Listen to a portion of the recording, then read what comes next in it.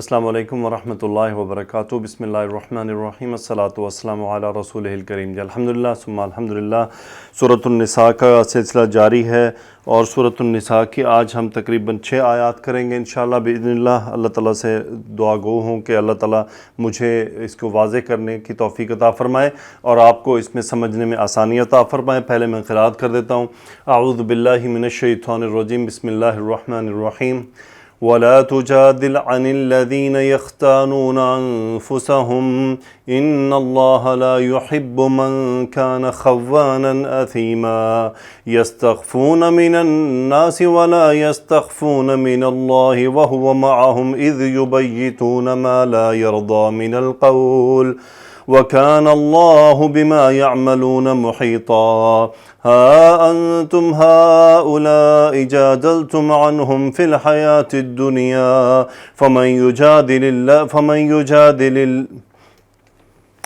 يجادل الله عنهم يوم القيامة أم من يكون عليهم وكيلا ومن يعمل سوءا أو يظلم نفسه ثم يستغفر الله يجد الله غفورا رحيما ومن يكسب إثما فإنما يكسب على نفسه وكان الله عليما حكيما ومن يكسب خطيئة أو إثما ثم يرم به بريئا فقد احتمل بهتانا وإثما مبينا۔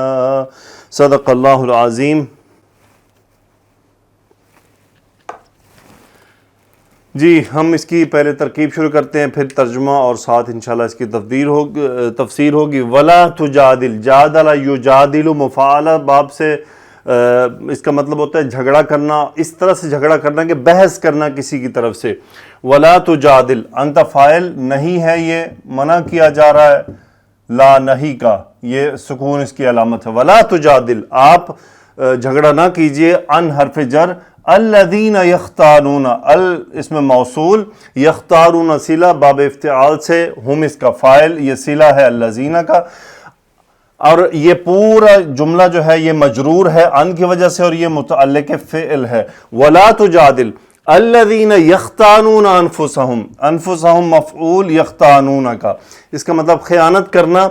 آپ ان کی طرف سے جھگڑا نہ کریں جو خیانت کرتے ہیں، یختانون اپنے آپ سے خیانت کرتے ہیں۔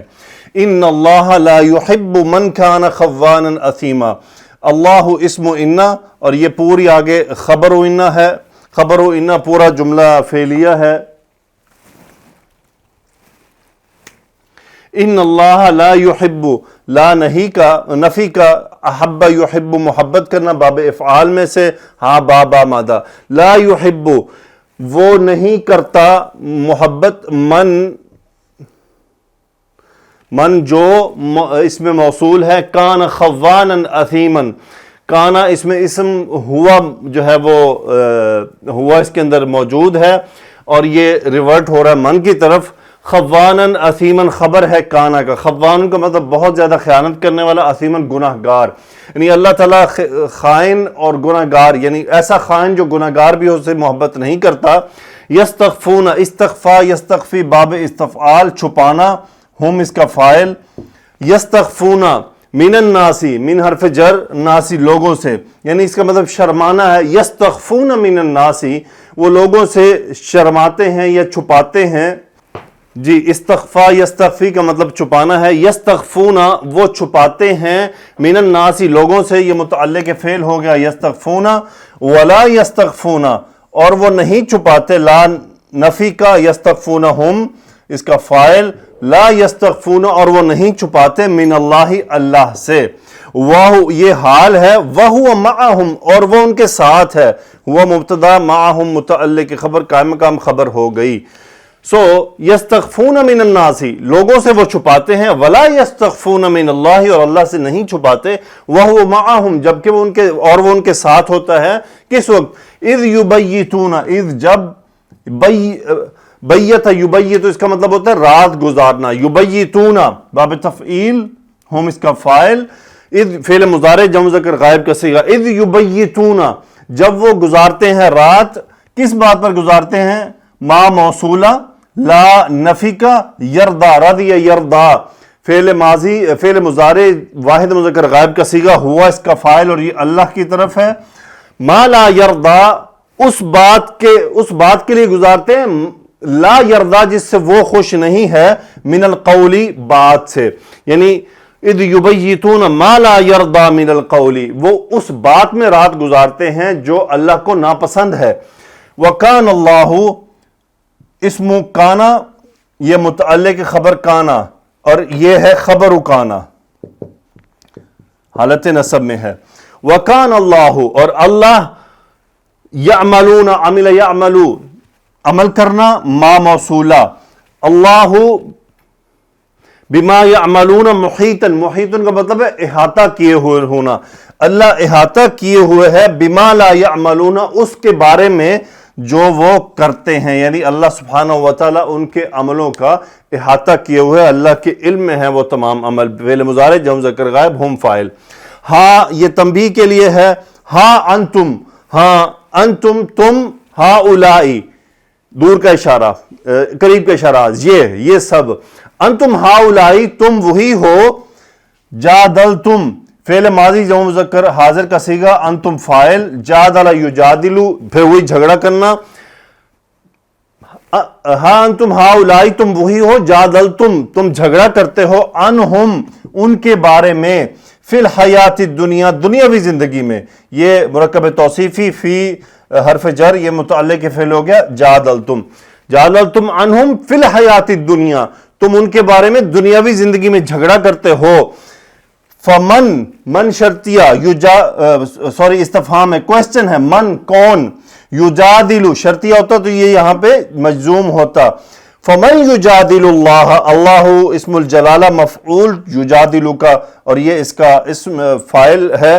فمن یجادل اللہ کون ہے جو اللہ سے جھگڑا کرے گا. انہم ان کے بارے میں. یوم القیامتی یہ ظرف ہو گیا کہ قیامت کے دن کون ان کے بارے میں جھگڑا کرے گا. یہ مرکب اضافی ہے. یا پھر من یکون علیہم وکیلا. من پھر وہی کوسچن ہے موصولہ استفہام کیا جا رہا ہے. من کون ہے. یکونو کون ہوگا. علیہم ان کے لیے. وکیلن اس میں ہوا جو ہے اسم موجود ہے یہ اس کی خبر ہے. کون ان کا وکیل ہوگا.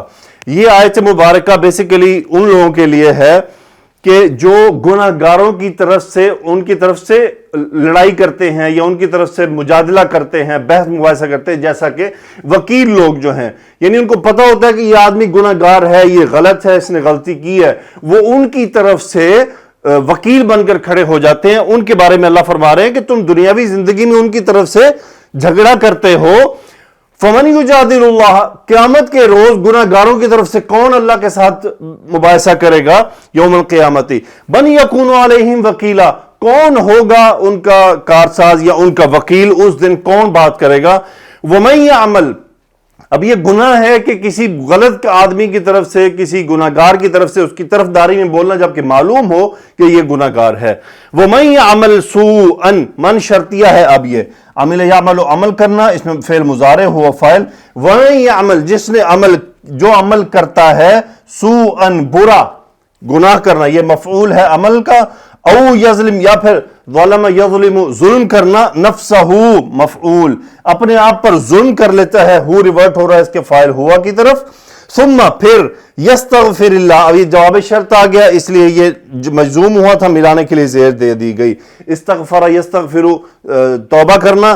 یستغفر اللہ اسم الجلالہ مفعول یستغفر پھر وہ اللہ سے معافی مانگتا ہے اور یہ پھر جواب شرط آ گیا.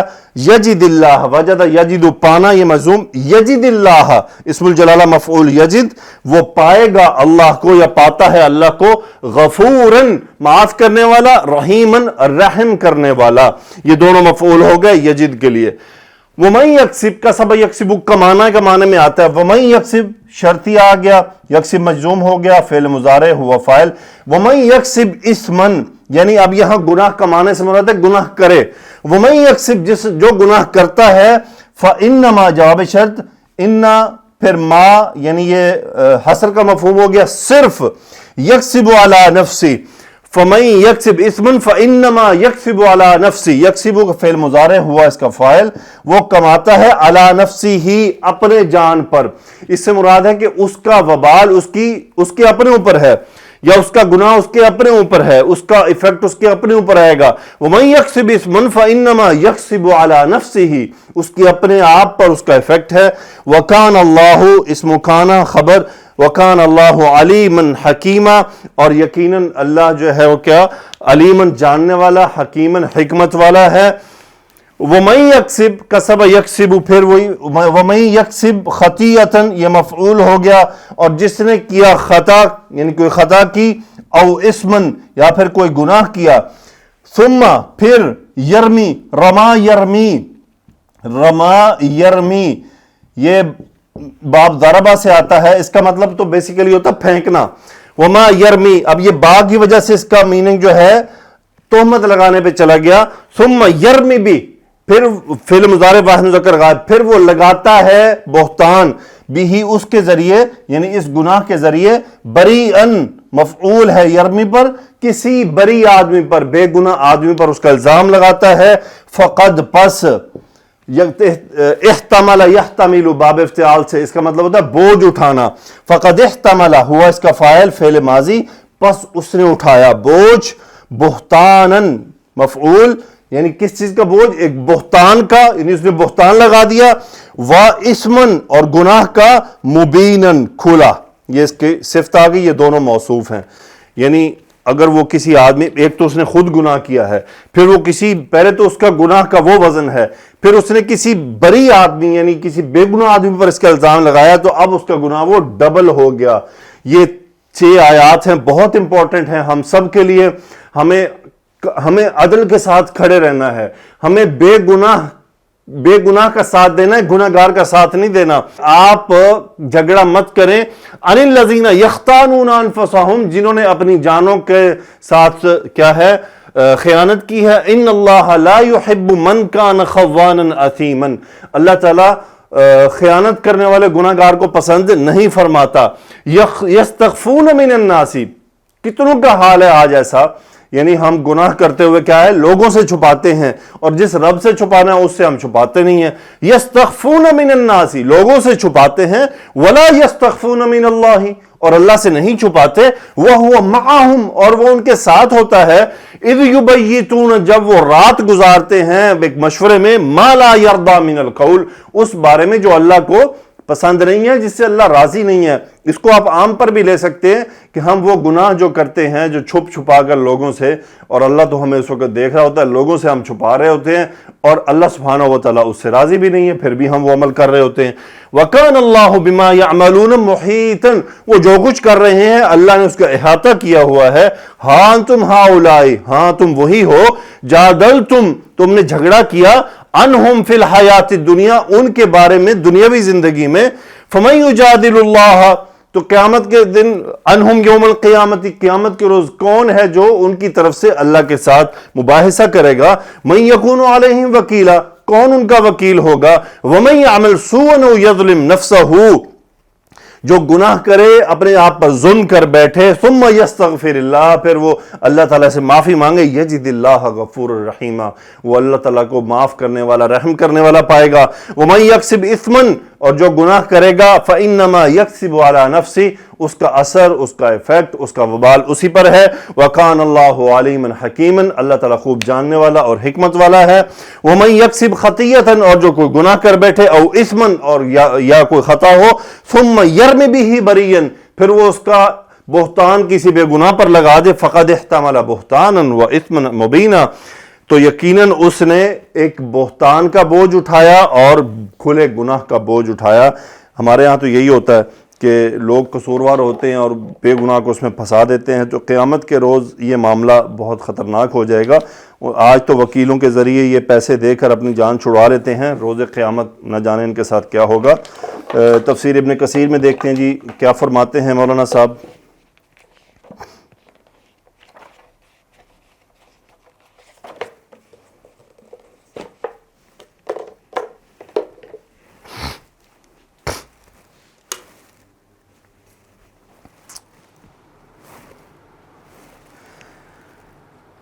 جی تو تفسیر ابن کثیر میں فرماتے ہیں یستخفون من الناس ولا یستخفون من اللہ، یہ لوگوں سے تو چھپتے ہیں اور اللہ سے نہیں چھپتے۔ یہ منافقوں کی تردید ہے کہ اپنے برے اعمال کی وجہ سے لوگوں سے تو چھپتے ہیں تاکہ وہ انہیں برا بھلا نہ کہیں، مگر وہ اپنے ان برے اعمال کے ساتھ اللہ تعالیٰ کے سامنے آ جاتے ہیں، جبکہ وہ تو ان کی مخفی باتوں سے بھی آگاہ ہے اور ان کے دلوں کے بھیدوں کو بھی جانتا ہے۔ اس لیے فرمایا وَهُوَ مَعَهُمْ إِذْ يُبَيِّتُونَ مَا لَا يَرْضَى مِنَ الْقَوْلِ وَكَانَ اللَّهُ بِمَا يَعْمَلُونَ مُحِيطًا۔ یہ منافقوں کے لیے زبردست سرزنش اور وعید ہے۔